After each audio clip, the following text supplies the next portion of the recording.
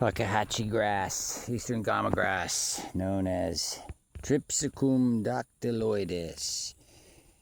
The seed has been planted in these rows and it's coming up.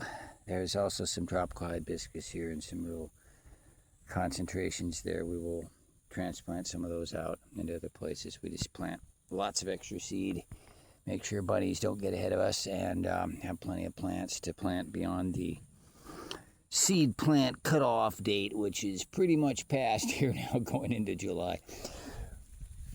Here are some of the eastern gama grass clumps in some pots that have been growing over 6 months from one single division, one single little stem of grass, the smallest division you could do. And you can see how many more form. We count like up to 20 to 30 of them. So it definitely propagates by division, and we're doing a lot of that out here. We're getting more and more in pots because we need to keep track of this new native grass and attack the existing foothold from the undesirable species known as poverty grass, and I'm gonna utter the words here, folks. I know it sounds horrible, but it's broom sedge. What a name, broom sedge. Here's some broom sedge. So broom sedge roots 2-3 inches deep, whereas the eastern gama grass, that stuff's going down deep. In the Midwest, they say it goes down 7 feet or more, 14 feet or whatever, some outrageous amount. Of course, we don't expect that here, but we'll be watching it and see how deep those roots go. I can tell you, they fill those pots. They definitely fill those pots. So we have Goat Refuge Lake here on the left, and we have this beautiful swamp here where we're actually establishing a little white tupelo in here, Ogeechee tupelo. I've come out today, just right now here in the evening as the sun's going down. By the way, this is all bahia grass here. This site, old sand pits, was remediated by the people before with bahia, which is a great grass for this region. But there are places where we remove it and plant other things, and places where we get other native plants to come and coexist with it, because it's not technically a native grass. Forbs and legumes specifically.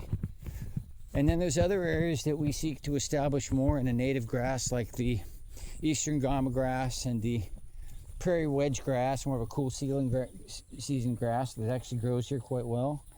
And so we got our favorites for grasses.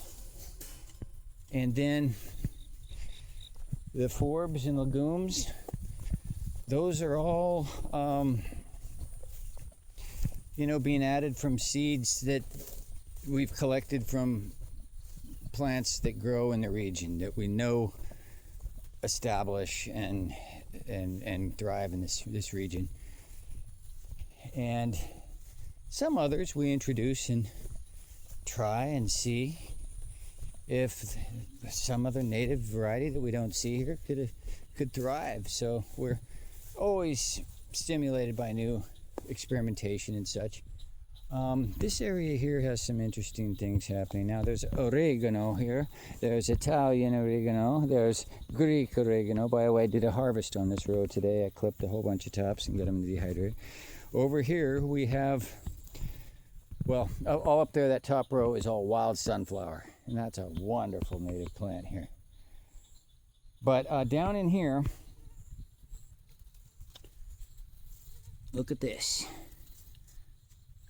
When I'm down here, I'm tempted to do some weeding, right, too, but that's another day, folks. I'm not out here to weed this right now.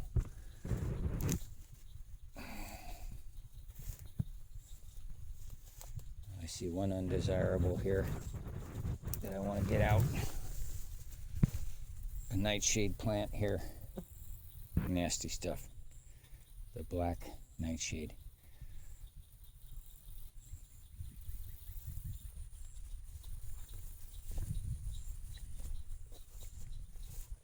Well, I gave you enough time to guess. It's Abelmoschus manihot. This is the wild version that thrives here. You find it growing in the wilds. And this actually has a nice tuber in the ground. It's much more, let's say, perhaps drought tolerant and able to survive in the wild than the other leafier version. Sunset huskmellow is the more informal name. Abelmoschus manihot.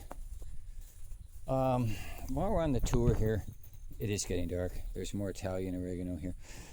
This is something else. These are Asian garlic chives. Planted them last year. Little wispy little strands came up. Was wondering if we even really got much of anything going. Then it goes through a winter, then comes up into another year, and wow, yeah, now it's established. These are amazing. Allium family members.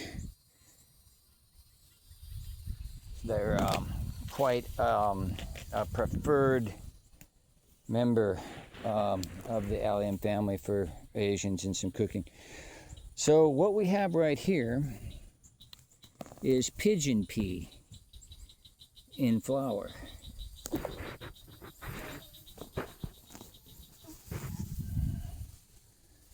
And these were planted in some pots up here before, and not a whole lot happened last year, but if you got out here and volunteered up and look at them, they're nice and tall. We got 2 to 3 foot tall heights on these, and nice leaf. They're kind of closing up here now in the evening a bit. That's interesting. Beautiful yellow flowers. But right here we don't have a lot of it. We wish we had more of it. We're going to have to plant more of it. A lot of the seeds we got, we failed with them, and we got spoiled in a refrigerator and mold situation and all. We had a problem. So we do make mistakes. Pigeon pea down here. There's grape coming up on it, and a bit of a mess. But next year we're going to get a lot more pigeon pea going. There's elderberry here. You wouldn't believe this, but there's leeks down here. And that's another delayed result, kind of a phenomena that we have encountered here. And a lot of them have gone to flower here. There's flowers all over. Need to come out and fry some of those up. Those are actually the delicacy in China, these leek flowers. They make a real tasty spice. I just used some recently from the evergreen green onions, and it was amazing.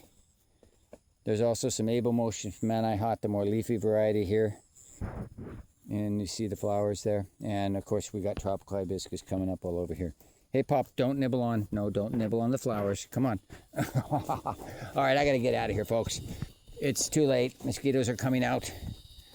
This is all oregano over here, Greek oregano, established several years ago in pots, and keep working with that. It's just phenomenal how it grows. Here's more Tripsicum dactyloides here, the eastern gama grass. These are big clump collections here. Well, the roots are just completely filled out in those pots, and we need to divide those out, and we'll produce a lot of pots out of those ones.